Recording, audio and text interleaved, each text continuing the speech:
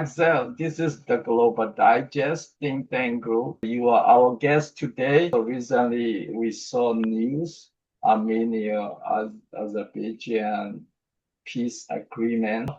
The Armenian Prime Minister, right, and Azerbaijan President, they were in the White House with the U.S. President Trump, and they Yes. made agreement. How do you see the agreement? How your speculation about Armenia and Azerbaijan? This has been for 37 years, war between two So countries, right? yeah. So different agreements were signed. First of all, Armenia signed also bilateral bilateral agreements with the US on energy and AI and semiconductors. And then there is this famous trilateral agreement signed between President Trump, President Aliyev, and Prime Minister Pashinyan, in which they talk about the the Trump corridor in the Sunnic region of Armenia, which cuts Azerbaijan in two between its exclave Nakhichevan and mainland Azerbaijan. And basically, it gives the US a 99 years lease for the world to connect mainland Azerbaijan. And that was next to this point, there is also the dissolution of the OSCE, which had the role of concluding a peace treaty between Azerbaijan and Armenia on the matter of the Nagorno-Karabakh conflict. Right. So it's totally closing the conflict. But I want to mention that when we talk about peace deal, it's not a peace agreement. The agreement they sign does not have the lacks how to say legal power. It's not binding on any parties. It's an agreement. It's a pre-agreement, let's say. It's saying that okay, we're going to sign a peace agreement in the future, but still we don't know when they are going to sign the peace agreement, when it will be ratified. So it's just a first step toward a peace agreement, but I don't see Azerbaijan signing the final peace agreement anytime soon. First off, they all still have this precondition of Armenia changing its constitution, which is going to be very difficult for Prime Minister Pashinyan. And in Armenia, many people do not see that as in the interest of Aliyev to conclude the peace treaty, because it's Azerbaijan was built on the idea that on this hatred towards Armenia, and the conflict with Armenia helped the Aliyev regime to do what it does in Azerbaijan in terms of human rights abuses and lack of democracy development. So closing the Armenian question will be a legitimacy issue for Aliyev, I believe. So yeah, that's the first point I want to mention. You said there is a first condition request by Azerbaijan for Armenia constitution. How Yes. they want So constitution to change or to amendment, or what they are requested. yeah, so they want an amendment on the Armenian constitution because in the declaration of Because that independence, is Armenian constitution, it is not Azerbaijan constitution. Why they yeah, request that the that's Armenian the funny thing. constitution to amendment, or they have a So specific reason? How can you say that? yeah, there is a reason. So in the Armenian Declaration of Independence, there is this mention of the Nagorno-Karabakh conflict and the reunification of the autonomous oblast to the Republic of Armenia. And Azerbaijan sees that as a territorial claim on its territory. And so they're agreeing that they cannot sign a peace treaty as long as this clause and the Declaration of Independence is still part of the constitution. But it's important to note that it does not have any binding value within the Armenian constitution. It's just here as like I don't know how to say. It's just here. It's the Declaration of Independence. It does not have binding value. So it's maybe something that Azerbaijan wants to a condition they're putting forward now to delay the signature of this treaty, which might be very likely. But that's the main reason. See, I mean, but constitution is something very the heart of the people, Armenian people, you know. So Yes. what is the desire or the will of Armenian people? They produce constitution. So I don't know in ancient time before independence for Soviet Union, because both of Armenian and Azerbaijan independent from Soviet Union, right? So since then Mhm. you has conflict. Under the Soviet Union, we had the Armenian SSR and the Azerbaijani SSR. Borders were open, especially for everything related to trade and free passage of persons. Azerbaijan and Armenia were kind of ethnically mixed, meaning that you had Azerbaijanis living in Armenia and Armenians living in Azerbaijan. In terms of ethnicity, they are not related at all. Azerbaijanis are a mix of Turkic people and Iranian people, while Armenian are an independent ethnic group. Nobody is related to Armenians. We still had some conflicts with Azerbaijan during the Soviet times. I mean, around the end of the Soviet Union, that's just an example, but I will go like deeper in history later on.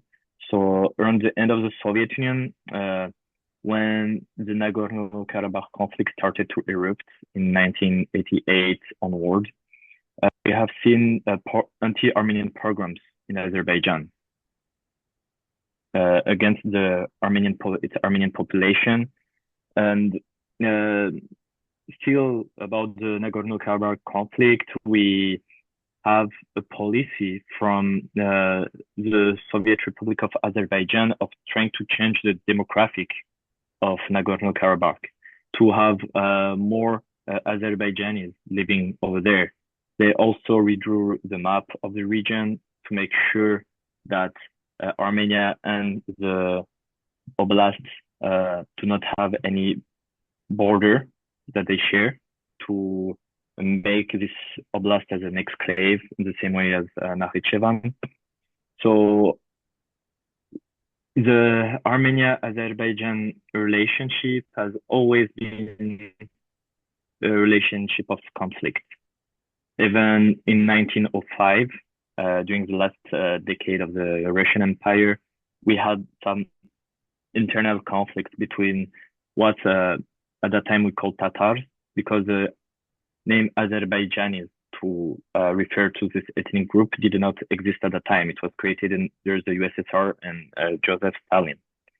At the time, we had there were many different Muslim, Turkic, Tatar tribes that were only related by religion, and we had in 1905 conflicts between Armenians and these Tatars tribes in the Russian Empire. And even when the Russian Empire fell in 1917, and the First Republic of Armenia and First Republic of Azerbaijan gained their independence, we had some territorial conflicts about the region of Syunik, Nakhichevan, and Artsakh, Nagorno-Karabakh. And we have seen many massacres. The most famous one is the Shushi massacres in 1920, when Azerbaijanis killed thousands and thousands of Armenians in this city. So it has always been a conflicting relationship between these two ethnic groups. And even Yeah, during Soviet Union also, you still some kind of conflict, right, within Soviet Union. yes, So, so that is not that good history between Armenia and Azerbaijan. And then yeah, and both geograph geographically you have surrounded by Russia and Iran, Turkey, and I don't know, Armenia is closer to Turkey or Russia or Iran.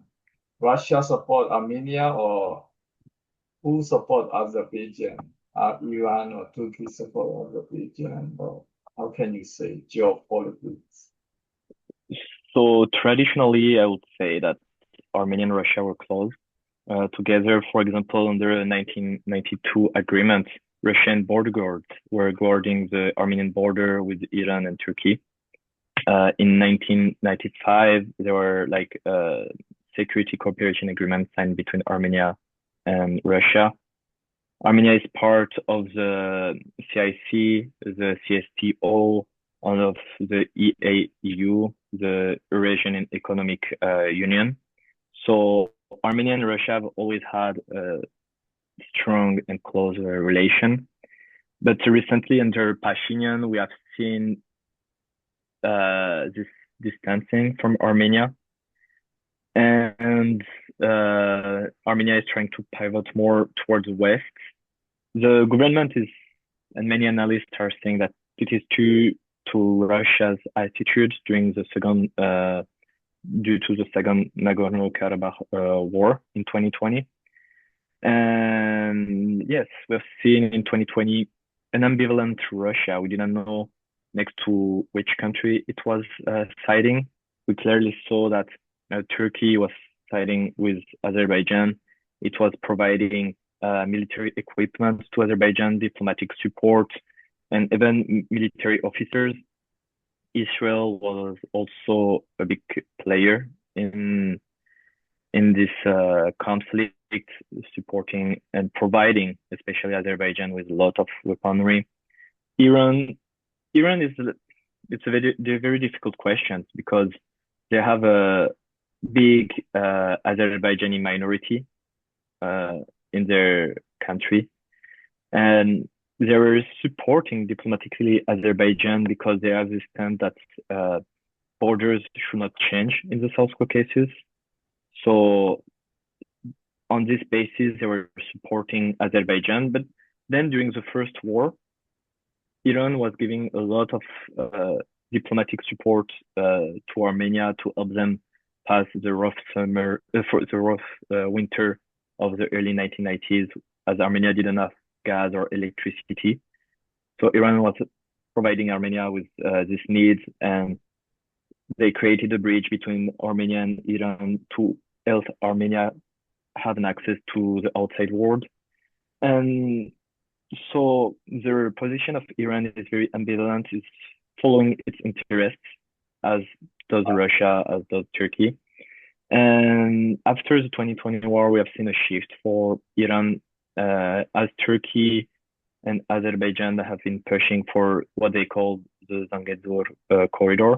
It's a road that will basically go through Syunik, the southernmost region of Armenia, to connect mainland Azerbaijan with Nakhichevan, but it will also allow Turkey to have access to Central Asia, which is very important for them, and have and it will also like help them to encircle Iran on the north. And Iran was against this corridor from the start. They have deployed what we could say a veto diplomacy and a deterrent diplomacy to prevent this corridor to emerge. And for years, it has worked, I would say. But recently, with the trilateral agreement signed between Trump, Aliyev, and Pashinyan, and the creation of the TRIP road, it's a different story because Iran had has had like an ambivalent reaction to this. The advisor of the supreme leader, Khamenei, his name is Ali Akbar Velayati. He said that this road is a geopolitical threat for Iran.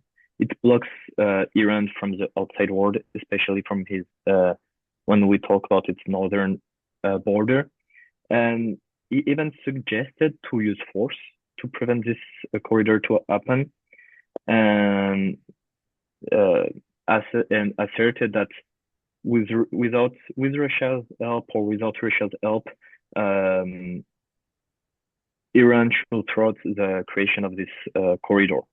But then we have more secular political figure, I would say, such as the President Masoud Pezeshkian, who said, I think yesterday, that Iran demands concerning the opening of communication between Armenia and Azerbaijan were respected, as after assessing the document that was signed between the two parties, they see that Armenian sovereignty is preserved and the borders are not going to be changed. So Iran will still have its border with Armenia.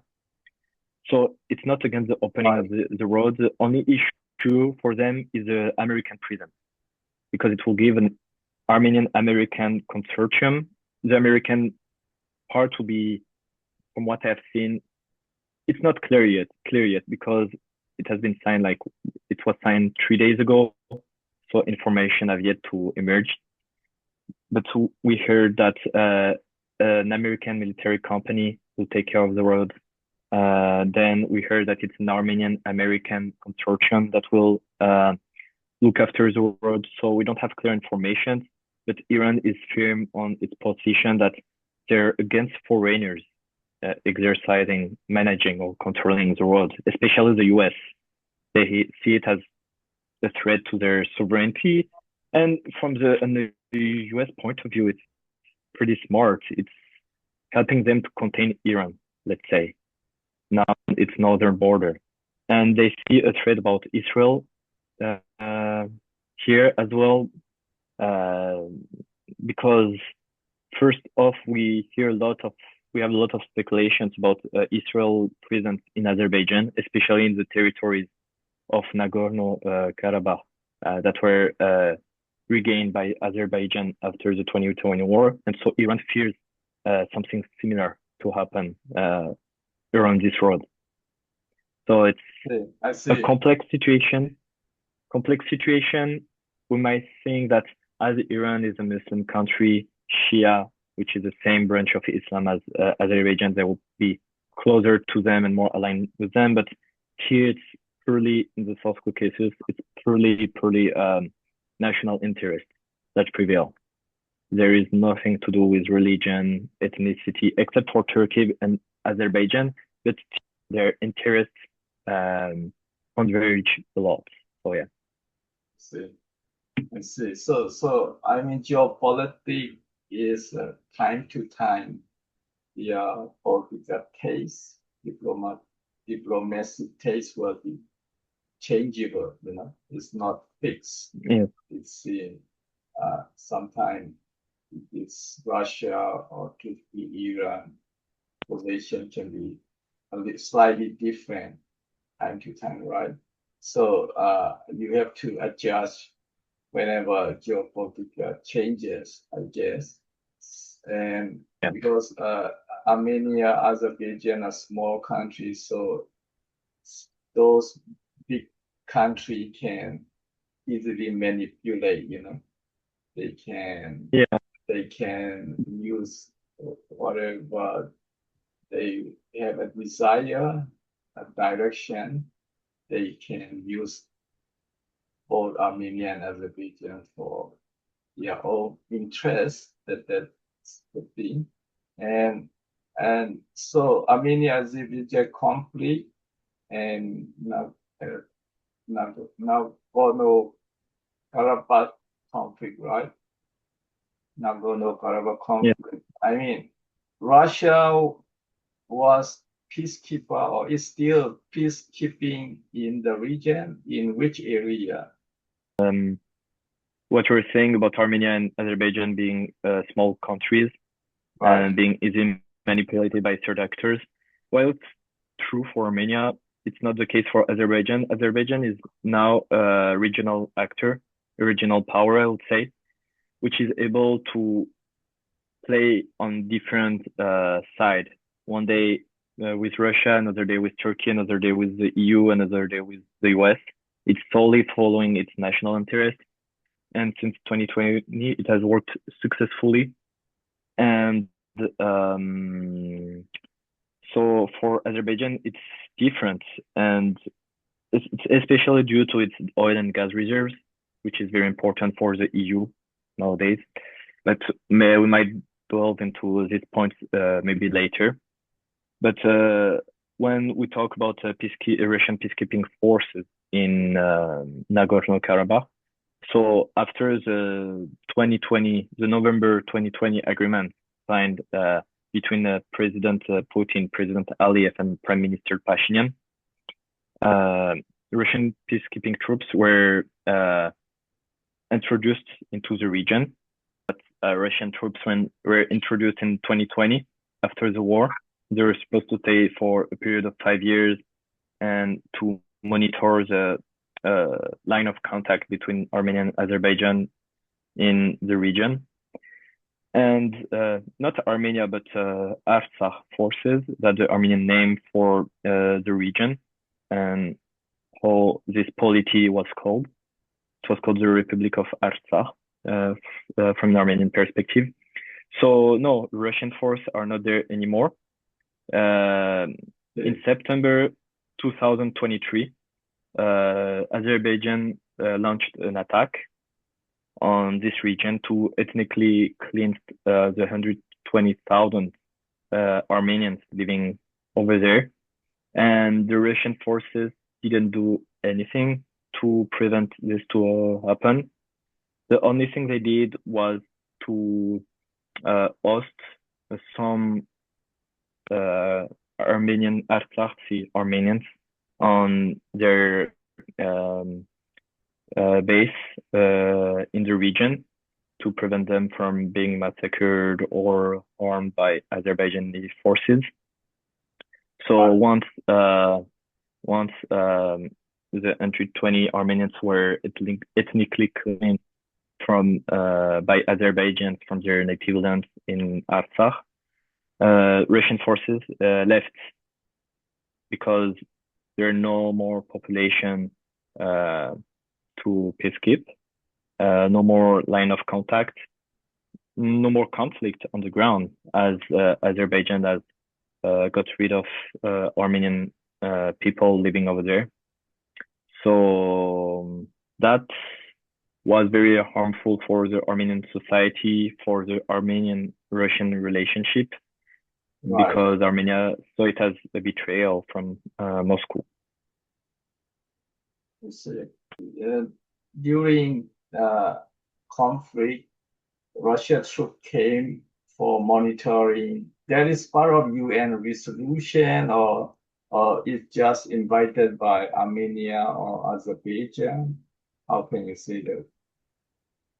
So no, it was not the UN or anything like that. It was as a result of the trilateral statement signed between President Aliyev, President Putin, and Prime Minister Pashinyan in November 2020. You said three They, leaders they, agreement. Russia yes, president, Azerbaijan president, Armenia president, they have agreement. How the yes. agreement said? It means Russia can come anytime with any conflict. Yeah, it said that to put an end to the conflict, Russian peacekeeping troops will be deployed in the region. But the fact that it was never ratified by the Azerbaijani parliament, so unfortunately, the Russian peacekeeping troops lacked a certain legitimacy internationally, as it was not a mandate from the UN or any international organization. It lacked this international legitimacy to act in a more assertive manner I would say. So it enabled Azerbaijan to move forward little by little and then attack the region and ethnically cleanse the Armenians living there in September 2023. That's one of the main issue. And no, they didn't come by force. It was written on the ceasefire agreement between the three leaders. See, so it means the trilateral agreement, something like that, or Yes. in this three-country document, right? Ceasefire Yes. document is mentioned Russia can come to the conflict area, and now Russia is gone, so it means no more Russian troop and no more conflict. And what about Nagorno-Karabakh? It's already no military, or it's under which military? Armenia troop or Azerbaijan troop, or they have their own republic? How's the Nagorno-Karabakh situation? Is autonomous region, or how can you say it now? So now the easiest way to put it is to say that there is no more Artsakh, as Armenians would say it. As Armenians were ethnically cleansed, there is no more Armenians living there. Russians are gone. Only people on the ground are Azerbaijani troops that control the entire region. And now they're starting to do some construction work in the adjacent area of the autonomous oblast and within the autonomous oblast itself. They created in the former capital, Stepanakert, a university. They rebranded the Artsakh State University into the Karabakh University, and they're trying to turn it into a university town, let's say. And they're building infrastructures, villages, houses, industrial complex, agricultural complexes, and all in the entire region they retake. And they'll progressively try to repopulate it. We'll see how long it will take and whether if they will be successful or not. So Nagorno-Karabakh is called right now, it's autonomous oblast. No, autonomous oblast was the name under the autonomous oblast. Autonomous is about the autonomy, and oblast in Russian is a region. So under the Soviet Union, the autonomous oblast was the autonomous region of Nagorno-Karabakh. But when we talk about the conflict, we still use the autonomous oblast denomination because that's the area where Armenians were the overwhelming majority, and it's from this region, this oblast, that the movement for reunification with Armenia started. But it does not have any legal value anymore. Now it's the Karabakh region, part of Azerbaijan, since the ethnic cleansing of September 2023. So Nagorno-Karabakh is not any connection with Armenia, no more connection, or Armenia No more. did not influence right now. No influence. No, there is no more Armenian living there. The current government got rid of this question. The Prime Minister Pashinyan said that defeat in Nagorno-Karabakh was a real independence of Armenia, as now Armenia can focus solely on the development of the Republic of Armenia and not take care of the defense of the Republic of Artsakh. So it means Nagorno-Karabakh is under Azerbaijan control. We can say like that. Yes, it's under their total control. I mean, originally those people from Nagorno-Karabakh region, they want to be republic or they want to become independent country. What was their So, initial interest or purpose? At the end of the USSR, the Armenian population from Nagorno-Karabakh, they wanted to reunify this territory with the Republic of Armenia. But then the narrative within Armenia changed. Once it was reunification, then it was independence, which is different from reunification, especially for the public image of Armenia. And following the 2020 war, Prime Minister Pashinyan said that Armenia has to lower the bar for its demand for Nagorno-Karabakh statue. And nowadays there is no more Nagorno-Karabakh, so the situation was settled by Azerbaijan. But for example, while Armenia, the Republic of Armenia and Armenians from Nagorno-Karabakh wanted either unification or independence, Azerbaijan was always against it.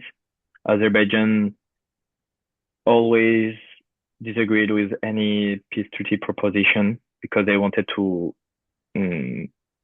regain control over this territory and not be amputated from one part of its territory. And even some autonomous status within Azerbaijan were rejected by Armenians and by both Armenians and Azerbaijanis. I see. So it was difficult for all the parties to find common ground. I see. So this Nagorno-Karabakh issue and this conflict is finished, and especially after they have agreement finally in the White House before Trump, President Trump. So both leader from Armenia, Azerbaijan, the Prime Minister and President, they said they will make peace for or ceasefire peace. I think peace agreement they said, right? Officially they said peace Yes, agreement. They yes. said peace Even though it's for different, they internally said a peace agreement. internal peace agreement they said. How do you see in reality, practically, will peace agreement for eternal or what can happen in a few years? So what they signed is not really a peace agreement. It's a draft for a peace agreement. Let's say it's a comprehensive agreement to initiate the possibility of signing a real peace treaty. So far, it does not have any binding values on both states. The main impediment for the signature of a peace agreement is the Azerbaijani condition of Armenia changing its declaration of independence within its constitution to remove what Azerbaijan sees as a claim over its own territory.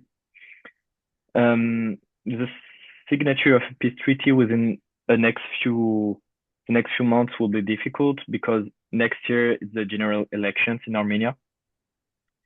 So holding a referendum within the next year for Prime Minister Pashinyan is going to be difficult, especially on such a difficult question of changing the constitution and having a constitution that aligns with the interest of what many people in Armenia see as an enemy country.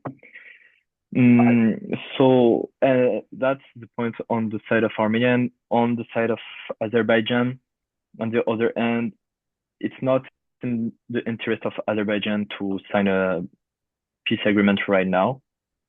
They can still maximize their gain toward Armenia without a peace agreement, and it would raise legitimacy issue for President Aliyev in the future, as the whole narrative for the Azerbaijan state building has been this hatred towards Armenian and this conflict with Armenia. So we'll have to shift his narrative, which is going to be very difficult and might raise question about his legitimacy as a president in the future. I see. So, as you said, Armenia Prime Minister may not do any referendum on the constitution before election, Yes. right?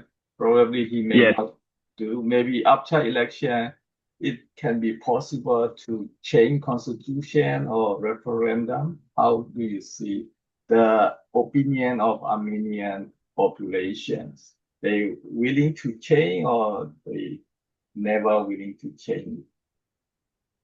So in Armenia, you have two ways to amend the constitution, whether through referendum or through the parliament. But in the parliament, the current government does not have the necessary seats to change the constitution, so they will have to go through a referendum. Holding a referendum on this question right now would be very difficult because the Armenian population is against this change, especially at this point, not changing the type of government, going from let's say parliamentary system to a more presidential system. That's not the issue here. The issue is about the amendment and the Declaration of Independence. It will raise Pashinyan would hardly win the referendum. It will decrease its legitimacy, which is very low right now. And it might have to resort to some election abuse to gain the referendum. So within the next year, I think it's out of the picture. Even so, we never know in politics how things can easily change. Many people are saying that what might happen is the referendum and the general elections to be common elections, which means that when Armenians will go and vote next year during the general election, they will also vote for the referendum, which might help Pashinyan to make this referendum go more smoothly, sorry. Or otherwise, he will have to go after, if he's reelected in 2026, he will have to go through a referendum. But it will need a lot of brainwashed from the Pashinyan side on the Armenian people for them to accept, or for him to get many loyal Armenians on his side. But it's a difficult question for him, and I think Azerbaijanis understood that it's very difficult for him to change this point. So it's a good precondition for them to continuously postpone the signature of the final peace treaty. Right. As you said, the Armenian population distaste with the changing constitution. So if you cannot change constitution, you might not achieve peace agreement with Azerbaijan, because Azerbaijan requested for constitution change in Armenia. So it means it will be not much meaningful. This week agreement in White House between Azerbaijan and Armenia, if we cannot really long time peace agreement, because Armenia constitution unlikely to change it anytime soon. So it may be, we can say, not much meaningful this week peace agreement in White House. I think it still has a lot of value. I mean, symbolical value, I would say. And even so, it doesn't have the binding value when we talk about international law. The US is involved in here.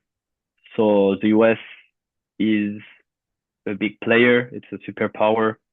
So it has this guarantee, let's say, the US guarantee, which might be difficult for any party, being Armenia or Azerbaijan, to try to cheat on what they signed. That's, I think, what the US bet on. The fact that as they are the mediating actor, the fact that it is the US and not smallest power, even so it doesn't have like this binding value in terms of law, international law. This provide enough guarantees to prevent the war to erupt soon. But we never know how things can change very quickly in international affairs. I mean, since bilateral agreement will be never likely to happen as requested for constitution change. So, but you said this is another. They have to aware because of US with Yes. US meditated the peace agreement, so any country cannot violate the peace agreement. That means it's heavily totally rely on US on this agreement. So by relying on US, no country can violate peace agreement, even though Azerbaijan is satisfied with even we don't know, Armenia may not likely to change with USA. So Azerbaijan will be not satisfied. Even though Azerbaijan not satisfied, they have to follow US under US watch, US Yes. watch forever circumstances. They have to obey US and they cannot violate peace agreement, and nobody can shoot a gun as they did agreement. Otherwise, that will be totally depend on the US whether any country violated any agreement. And that's US role. And the other maybe also Russia. I think even US role is at the moment is the key in this week, but regional sitting power is Russia. Russia can be also very alternative, but you said Russia has been doing many times ceasefire and or any peace agreement in the past. Why it was not successful, and how can you say U.S. Mediated peace agreement can be successful? Why not Russia was successful? So Russia's influence in the region has been dwindling since 2020, and even more after the war in Ukraine. Nowadays, Russian efforts are mainly based on either diplomatically or militarily. All Russian strength is centered around the Ukrainian question.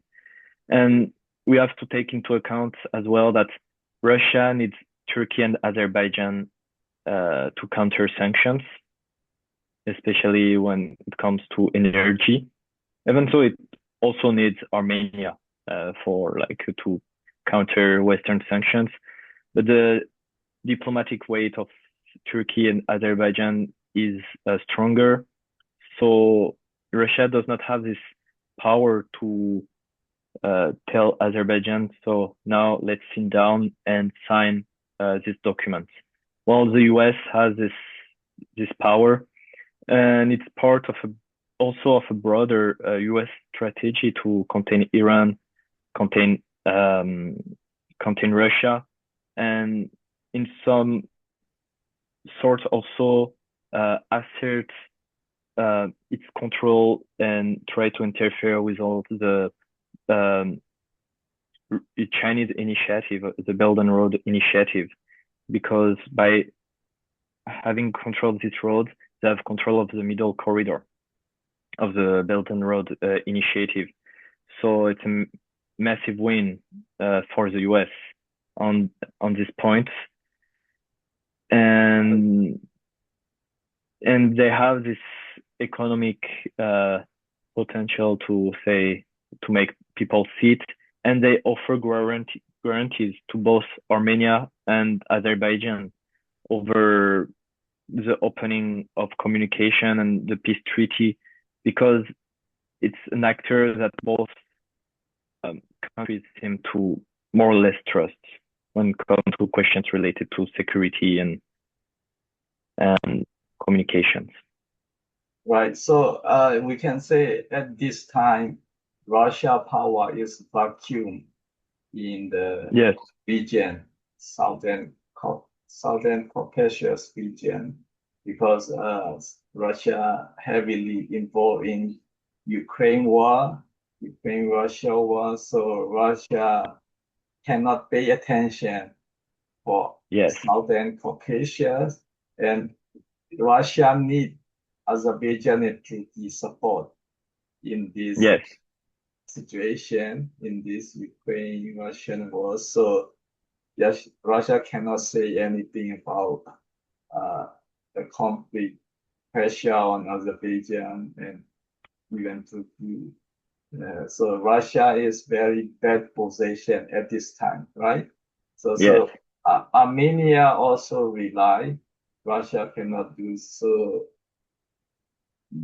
There is no option for Armenia. Azerbaijan has to agree US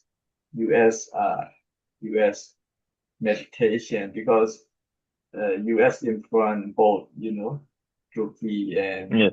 European Union, US influence, and Russia cannot do so, as Armenia cannot depend on Russia anyhow at this time. So you have to accept US guidelines, something like this. So in terms of security, did you have any agreement with Russia or any other country for Armenia security? How's your Armenia security? You have any security agreement with Russia or any country? And how's Armenian position on Russia, Ukraine conflict? You support Russia, or how do you see about Ukrainian? So you can tell me first about your Armenia security, any agreement?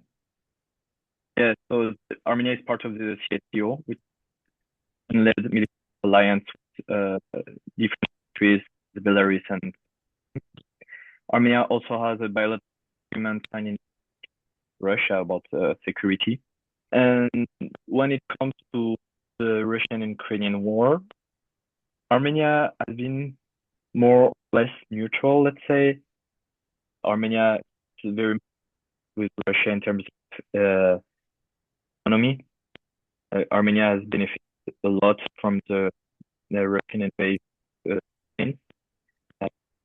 especially in terms of export, IT, uh, immigrants. However, diplomatically, Armenia has been more or less neutral, sometimes voting for Ukraine solutions. Yes, trying to preserve neutrality to Russia as Russia has in Armenia.